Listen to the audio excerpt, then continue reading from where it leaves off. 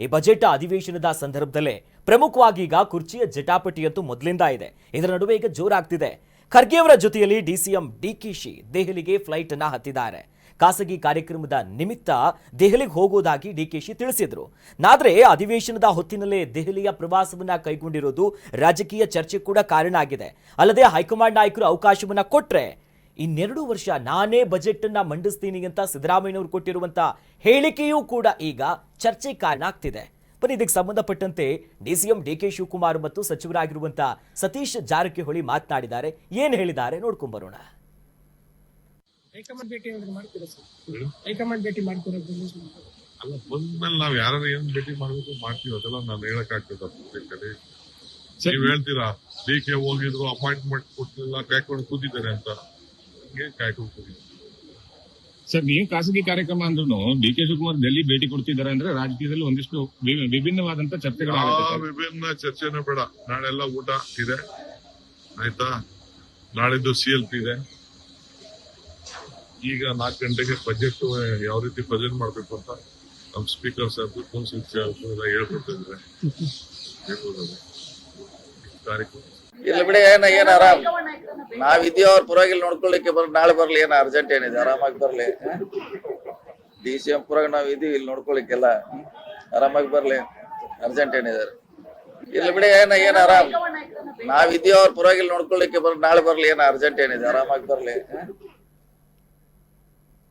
ಒಂದ್ ಕಡೆ ನೇರವಾಗಿ ಸತೀಶ್ ಜಾರಕಿಹೊಳಿ ಅವರ ಸ್ಟೇಟ್ಮೆಂಟ್ ನೋಡ್ತಾ ಇದ್ರೆ, ನೀವು ಆರಾಮಾಗಿ ಬನ್ನಿ, ನಾವಿದ್ದೀವಿ ಅಂತ. ನಿಮಗೊಂದು ಪರ್ಯಾಯ, ನಾನು ಇದ್ದೇ ಇದ್ದೀನಿ, ಆರಾಮಾಗಿ ಬನ್ನಿ. ಹೆಂಗೋ ನೀವು ಭೋಜನ ಕೂಟ ವ್ಯವಸ್ಥೆ ಮಾಡಿದಿರಿ, 6 ವರ್ಷ ಮುಗಿದೋಯ್ತು ನಿಮ್ದು. ಆ ಅಧ್ಯಕ್ಷಗಿರಿಗೆ ನಾನು ಒಂದು ಟವೆಲ್ ಹಾಕೊಂಡು ಕೂತಿರೋದ್ರಿಂದ ನಿಮ್ಮ ಪ್ರಯತ್ನ ನೀವು ಆ ಕಡೆಯಿಂದ ಮಾಡ್ತಾ ಇರಿ. ನಾನು ಈ ಸ್ಥಾನಕ್ಕೆ ಏನು ಪೈಪೋಟಿ ಕೊಟ್ಟಿದ್ದೀನಿ ಅಲ್ಲಿ ನೇರವಾಗಿ ಬಂದು ಕೂತ್ಕೋತೀನಿ ಅನ್ನುವಂಥ ಮಾತಾಡ್ದಂಗಿದೆ. ಏನು ತಲೆ ಕೆಡಿಸ್ಕೊಬೇಡಿ, ನಾನು ನಿಮ್ಮ ಬದಲಿಯಾಗಿ ಕೂತ್ಕೋತೀನಿ ಅನ್ನುವಂಥ ನಿಟ್ಟಲ್ಲಿ ಮಾತುಕತೆ ಆಗಿದೆ. ಡಿ ಕೆ ಶಿವಕುಮಾರ್ ಅವರು ಸಹಜ ಸ್ಥಿತಿಯಲ್ಲೇ ಅವರು ಇದ್ದಂಗಿದ್ದಾರೆ. ಹೌದು, ಹೈಕಮಾಂಡ್ಗೆ ಏನು ಖರ್ಗೆ ಅವ್ರ ಜೊತೆಗೆ ಇಲ್ಲಿ ಕಲಬುರಗಿ ಹೋದವ್ರು ಹಾಗೆ ನೇರವಾಗಿ ಹೋದ್ರು ಅನ್ನೋದು ಇಲ್ಲ, ಪೂರ್ವಯೋಜಿತನೇ ಇವೆಲ್ಲ ಏನು ಹೊಸದಾಗಿ ಏನು ಮಾಡಿರುವಂಥದ್ದಲ್ಲ ಅಂತ ಅಂದ್ಕೋತೀನಿ. ಬಟ್ ಖರ್ಗೆಯರ ಸ್ಥಿತಿ ಇದು ತುಂಬ ಅಸಹನೀಯ. ಮತ್ತು ಒಂಥರ ಹೆಂಗಾಗಿದೆ ಅಂದರೆ ಈ ಭೀಷ್ಮನ ಪರಿಸ್ಥಿತಿ ಆಗೋಗ್ಬಿಟ್ಟಿದೆ. ತನಗೇನೋ ಬೇಕು ಅನ್ನುವಂಥ ಹಪಹಪಿ ಒಳಗೆ, ಆದರೆ ಇನ್ನೊಬ್ರಿಗೆ ಹೋಗಿ ಕೂತ್ಕೊಳ್ಳೋ ಪರಿಸ್ಥಿತಿ ಖರ್ಗೆ ಅವರದ್ದು. ಹೌದು, ಡಿ ಕೆ ಶಿವಕುಮಾರ್ ಅವರ ಒತ್ತಾಯದ ಮೇರೆಗೆ ಅವ್ರು ಹೈಕಮಾಂಡನ್ನು ಭೇಟಿ ಆಗ್ತಾ ಇದ್ದಾರೋ ಅಥವಾ ನನ್ನ ಶಿಷ್ಯ ಆದ್ರೆ ಆಗಲಿ ಅನ್ನೋ ಒಂದು ನಿಟ್ಟಲ್ಲಿ ಹೋಗ್ತಾ ಇದ್ದಾರೋ, ನನಗಾಗಲಿಲ್ವಲ್ಲ ಮತ್ತು ಹೆಂಗೆ ಹೋಗಿ ಇವ್ರನ್ನ ಮಾಡಿ ಅಂತ ಹೆಂಗೆ ಹೇಳಿ ಅನ್ನುವಂಥ ಈ ಅಸಹಾಯಕ ಪರಿಸ್ಥಿತಿ ಇದೆ ನೋಡಿ ಈ ಭೀಷ್ಮನ್ನ ಲೆಕ್ಕಕ್ಕೆ. ಹೌದು, ಖರ್ಗೆ ಅವರ ಪರಿಸ್ಥಿತಿಯನ್ನ ನಿಜಕ್ಕೂ ಅವರಿಗೆ ಹೇಳ್ಕೋಬೇಕು. ಆ ಮಟ್ಟದ ಪರಿಸ್ಥಿತಿಯಲ್ಲಿ ಖರ್ಗೆ ಅವ್ರು ಕೂತ್ಕೊಂಡಿದ್ದಾರೆ. ಪಟ್ಟು ಬಿಡದೆ ಕೂತಿರುವಂತ ಡಿ ಕೆ ಶಿವಕುಮಾರ್ ಅವರು. ಈ ಕಡೆ ಸಿದ್ದರಾಮಯ್ಯ ಅವರು ಇನ್ನೊಂದು ನಿಟ್ಟಲ್ಲಿ ಮಾತಾಡ್ತಾರೆ. ನಾನು ಏನು ಮುಂದೆ 2 ಬಾರಿ ಮತ್ತೆ ನಾನು ಬಜೆಟ್ ಇವರು ಅವಕಾಶ ಕೊಟ್ರೆ ಹೌದು ಮತ್ತೆ 2 ಬಜೆಟ್ ನಾನೇ ಇದು ಮಾಡ್ತೀನಿ ಅಂತ. ಒಂದ್ ಕಡೆ ಇತ್ತು ದಾಖಲೆ ಬಜೆಟ್ ಅತ್ಲೆಗೆ ಘೋಷಣೆ ಮಾಡಿಬಿಡ್ಲಿ, ಡಿ ಕೆ ಶಿವಕುಮಾರ್ ಅವ್ರನ್ನ ಆ ಕಡೆ ತಂದು ಬಿಡೋಣ ಅನ್ನುವಂಥ ನಿಟ್ಟಲ್ಲಿ ಮಾತುಕತೆ ಆಗಿದೆ ಅಂತ. ಹೌದು, ಪವರ್ ಶೇರಿಂಗ್ ವಿಚಾರ ನಿಜಕ್ಕೂ ನಡೆದಿದ್ದೇ. ಅದರಲ್ಲಿ ದೇವರಾಜ ಅರಸು ಅವರ ದಾಖಲೆ ಮುರಿದ್ರು. ಈಗ ಬಡ್ಜೆಟ್ ದಾಖಲೆ ಮೇಲೆ ದಾಖಲೆ ಆಗೋಯ್ತು. 17ನೇ ಬಡ್ಜೆಟ್ಟು ವಿಶೇಷವಾಗಿ ಮಂಡನೆ ಆಗೋಯ್ತು. ಬಡ್ಜೆಟನ್ನು ಘೋಷಣೆನೂ ಮಾಡಿದ್ರು, ಎಲ್ಲದೂ ಆಯಿತು. ಇನ್ನೇನು ಸೆಷನ್ ಮುಗಿದೋಗುತ್ತೆ. ಹಿಂಗೆ ಸೆಷನ್ ಮುಗಿದ ತಕ್ಷಣಕ್ಕೆ ಬದಲಾವಣೆ ಆಗುತ್ತೆ ಅನ್ನುವಂಥ ನಿರೀಕ್ಷೆ ಡಿ ಕೆ ಶಿವಕುಮಾರ್ ಅವ್ರು ಬಣ್ಣದ್ದು. ಆದರೆ ಇವರು ಯಾರೂ ಸ್ಪಷ್ಟವಾಗಿಲ್ಲ. ನನಗೆ ಇನ್ನೊಂದು ಅವಕಾಶ ಕೊಟ್ಟರೆ ಇನ್ನೂ 2 ಬಜೆಟ್ನ ಘೋಷಣೆ ಮಾಡ್ತೀನಿ ಅಂತ ಇವ್ರು ಬಾಂಬ್ ಹಾಕ್ಬಿಟ್ಟು ಬಿಡ್ತಾರೆ. ಇವರು ಡೈಲಿಯಲ್ಲಿ ಕೂತ್ಕೊಂಡ್ಬಿಟ್ಟು ನಾನೇನು ಸುಮ್ಮನೆ ಬಂದಿಲ್ಲ, ಗಾಳಿಯಲ್ಲಿ ಗುದ್ದಾಡಕ್ಕೆ ಬಂದಿಲ್ಲ, ಗಾಳಿ ಕುಡಿಯಕ್ಕೆ ಬಂದಿಲ್ಲ ಅಂತ ಒಂದೊಂದು ಸ್ಟೇಟ್ಮೆಂಟ್ಗಳು ಆಗ್ಲಿಂದನೂ ಕೊಡ್ತಾನೆ ಬಂದ್ಬಿಟ್ಟಿದ್ದಾರೆ. ಖರ್ಗೆ ಅವ್ರ ಜೊತೆ ಹೋಗಿರೋದ್ರಿಂದ ಒಂದಷ್ಟು ಬಿಸಿ ಚರ್ಚೆ ಆಗ್ಬಹುದು. ಏಪ್ರಿಲಲ್ಲಿ ಏನಾದರೂ ಕ್ರಾಂತಿ ಆಗುತ್ತೆ. ಈ ನವೆಂಬರ್ ಕ್ರಾಂತಿ ಇಲ್ಲಿವರೆಗೂ ಮಾರ್ಚ್ವರೆಗೂ ಬಂದು ನಿಂತ್ಕೊಂತು ಮಾರ್ಚಲ್ಲಿ ಆಗುವಂಥ ಸಾಧ್ಯತೆ ಇಲ್ಲ. ಮಾರ್ಚ್ ಕೊನೆಯಲ್ಲಿ ಆಗ್ಬಹುದು, ಇಲ್ಲಾಂದ್ರೆ ಏಪ್ರಿಲಲ್ಲಿ ಆಗ್ಬಹುದು ಅನ್ನುವಂಥದ್ದು ಡಿ ಕೆ ಶಿ ಬಣದವರ ಸದ್ಯದ ನಂಬಿಕೆ.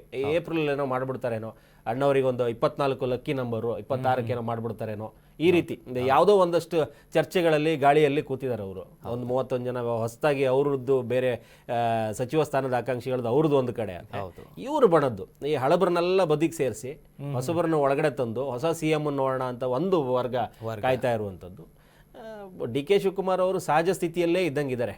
ನನಗೆ ಕೊಡಿ, ನಾನೊಂದು ಅಧಿಕಾರದಲ್ಲಿ ಒಂದಷ್ಟು ಹೊಸತನದ ಚಾಪನ್ನು ಮೂಡಿಸ್ತೀನಿ, ಮತ್ತೆ ಅಧಿಕಾರಕ್ಕೆ ಕಾಂಗ್ರೆಸ್ಸನ್ನು ತರ್ತೀನಿ ಅನ್ನುವಂಥ ನಿಟ್ಟಲ್ಲಿ ಮಾತುಕತೆಗೆ ಖರ್ಗೆ ಅವ್ರನ್ನ ಕರ್ಕೊಂಡು ಹೋಗಿ ಕೂರಿಸ್ಕೊಂಡಿದ್ದಾರೋ ಅಥವಾ ಬೇರೆ ಯಾವುದಾದ್ರೂ ನಿಟ್ಟಲ್ಲಿ ಹೋಗಿದಾರೋ ಗೊತ್ತಿಲ್ಲ. 6 ವರ್ಷ ಆಯಿತು, ನಿಮ್ಮನ್ನು ತೆಗಿತಾ ಇದೆಯನ್ನ ಅಂದರೆ 6 ವರ್ಷದ ಅವಧಿಯನ್ನು ಮುಗಿಸಿರೋದ್ರಿಂದ ವಿಶೇಷವಾಗಿ ಸತೀಶ್ ಜಾರಕಿಹೊಳಿ ಅಂತವ್ರನ್ನ ಅಧ್ಯಕ್ಷ ಸ್ಥಾನಕ್ಕೆ ತರ್ತೀವಿ, ನೀವು ಮುಂಚೂಣಿ ನಾಯಕರಾಗಿ ಈ ರಾಜ್ಯದ ಉದ್ದಗಲಕ್ಕೆ ಓಡಾಡಿ ಅಂತ ಇವರಿಗೇನೋ ಬೇರೆ ನಾಯಕತ್ವ ಕೊಟ್ಬಿಡ್ತಾರಾ, CM ಆಗೇ ಮಾಡ್ಬಿಡ್ತಾರಾ, ಈ ಚರ್ಚೆ ನಡೀತಾ ಇರೋದು. ಹೌದು, ಯಾಕಂದ್ರೆ ಈಗ 6 ವರ್ಷ ಮುಗಿದಿರೋದ್ರಿಂದ ಸತೀಶ್ ಜಾರಕಿಹೊಳಿ ಅವ್ರ ಮಾತು ಕೇಳಿದ್ರೆ ಹೌದು ಎಲ್ಲೋ ಒಂದು ಕಡೆ ಈಗಾಗಲೇ ಮಾತುಕತೆ ಮುಗಿದೋಗಿದೆ, ಅಧಿಕಾರ ಹಸ್ತಾಂತರ ಮಾತ್ರ ಇರೋದು ಅನ್ನುವಂಥದ್ದನ್ನ ಆ ನಿಟ್ಟಲ್ಲೇ ಮಾತುಕತೆ ಆಗಿರೋದು. ಸತೀಶ್ ಜಾರಕಿಹೊಳಿ ಅವರು ಅದು ನೇರವಾಗಿ ಹೇಳ್ತಾ ಇದ್ದಾರೆ, ಪರ್ಯಾಯ ಆರಾಮಾಗಿ ಬನ್ನಿ, ನಿಮ್ಮ ಸ್ಥಾನದಲ್ಲಿ ಕೂತ್ಕೊಳ್ಳೋಕೆ ನಾನು ತಯಾರಿದ್ದೀನಿ ಅನ್ನೋ ನಿಟ್ಟಲ್ಲಿ ಮಾತಾಡಿರೋದು ನೋಡಿದ್ರೆ ಬಲವಾದ ನಂಬಿಕೆ ಅದು.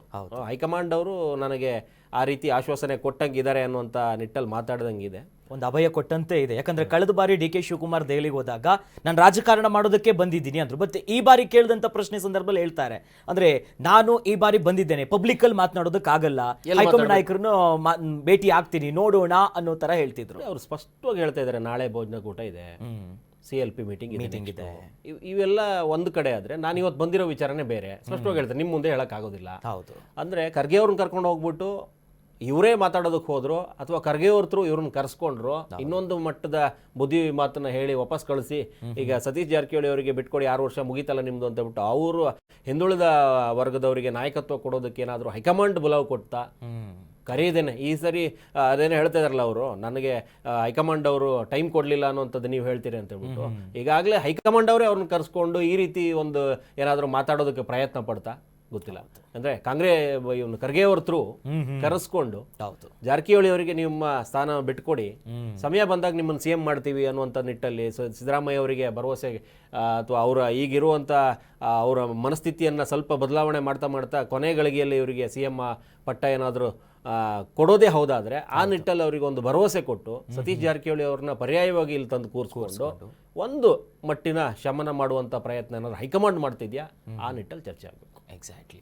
ಸೊ ಒಟ್ನಲ್ಲಿ ಇದೊಂದು ದೊಡ್ಡ ಮಟ್ಟದ ಚರ್ಚೆಗಂತೂ ಕಾರಣ ಆಗ್ಬಿಟ್ಟಿದೆ. ಇವರು DK ಶಿವಕುಮಾರ್ ಅವರು ದೆಹಲಿಗೆ ಹೋದ್ರು ಅನ್ನೋದೇ ಇವತ್ತು ಬಿಸಿ ಚರ್ಚೆ. ಅದು ಬಜೆಟ್ ಬೇರೆ ಆಗ್ತಿದೆ ರಾಜ್ಯದಲ್ಲಿ, ಈ ಸಂದರ್ಭದಲ್ಲಿ ಅಲ್ಲಿ ಹೋಗ್ತಿದ್ದಾರೆ. ನಾಳೆ ಊಟ ಇಟ್ಕೊಂಡು ಇವತ್ತು ದೆಹಲಿಗೆ ಹೋಗಿದ್ದಾರೆ ಅಂತಂದ್ರೆ, ನಿನ್ನೆ ಹೋಗಿದ್ದಾರೆ, ಇವತ್ತು ಅಲ್ಲೇ ಕೂತ್ಕೊಂಡಿದ್ದಾರೆ ಅಂತಂದ್ರೆ ಎಲ್ಲೋ ಒಂದು ಕಡೆ ಊಟಕ್ಕಿಂತ ಮೊದಲೇ ಬೇರೆ ಏನೋ ಸಿಗ್ದಂಗಿದೆ. ಅಲ್ಲಿ ದೆಹಲಿಯ ಭೋಜನ ಸ್ವೀಕಾರಕ್ಕೆ ಹೋದ್ರು, ಏನೋ ಒಂದಷ್ಟು ಚರ್ಚೆಗಳು ನಡೀಬಹುದು, ಒಂದಷ್ಟು ವ್ಯತಿರಿಕ್ತವಾದ ಬದಲಾವಣೆಗೆ ಏನಾದರೂ ರಾಜ್ಯ ಕಾಯ್ತಾ ಇರಬಹುದು. ಹೌದು, ಯಾಕಂದ್ರೆ ಬದಲಾವಣೆ ಆದ್ರೂ ಆಗ್ಬಹುದು. ಹೌದು, ಯಾಕಂದ್ರೆ ನಾಟಿ ಕೋಳಿ ಸಾರಿಂದ ಅವ್ರದ್ದು ಶುರುವಾಗಿ ಈಗ 10ನೇ ತಾರೀಕು ಮತ್ತೆ 6 ವರ್ಷ ಪೂರೈಸಿರೋದನ್ನ ಔತಣಕೂಟ ಬೇರೆ ರೆಡಿ ಮಾಡ್ಕೊಂತಿದ್ದಾರೆ. ಹೌದು, ಅದ್ರ ಮಧ್ಯದಲ್ಲಿ ದೆಹಲಿಗೆ ಹೋಗಿರೋದ್ರಿಂದ ಒಂದಷ್ಟು ಚರ್ಚೆ, ಒಂದಷ್ಟು ಗುಮಾನಿಗಳು ಏನೋ ನಡೀತಾ ಇದೆ. ಹೌದು, ಎಸ್.